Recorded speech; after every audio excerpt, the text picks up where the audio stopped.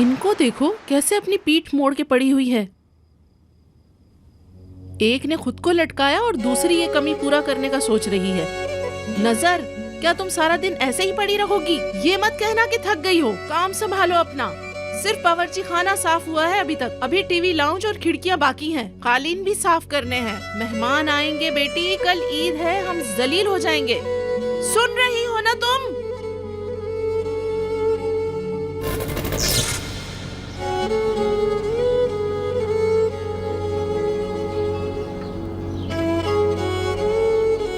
नजर, ये चाबियां लो और दरवाजा खोलो। तुम्हारी बहन को लेकर आता हूँ।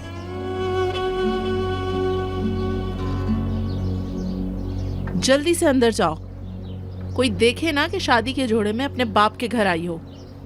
वैसे भी बेइज्जती हो गई है इतनी।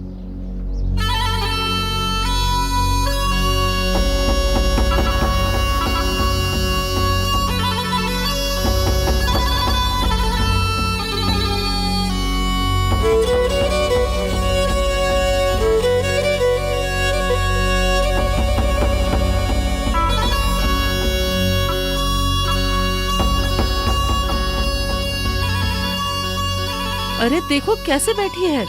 कपड़े बदलो जाके, मुझे गुस्सा आ रहा है तुम्हें देखकर। मैं जैसे बहुत खुश हूँ ना अम्मी, मेरी तो किस्मत खुल गई थी ना। वो आदमी कातिल निकला। एक आदमी अपनी बीवी के भाई को क्यों मारेगा? कौन जाने भाई बहन ने क्या किया है उसके साथ। वैसे भी सारी मुसीबतें उस लड़की की वजह से आई हैं। हाँ, बस करो, उस आदमी का दिफा नहीं करो। क्यों नहीं करूं?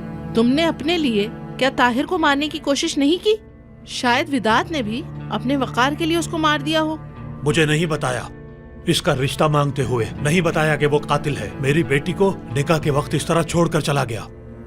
मर्द अपने किए हुए हर अमल पर डट कर खड़ा होता है, भागता नहीं है। और उतारो तुम ये कपड़े, चलो जाओ।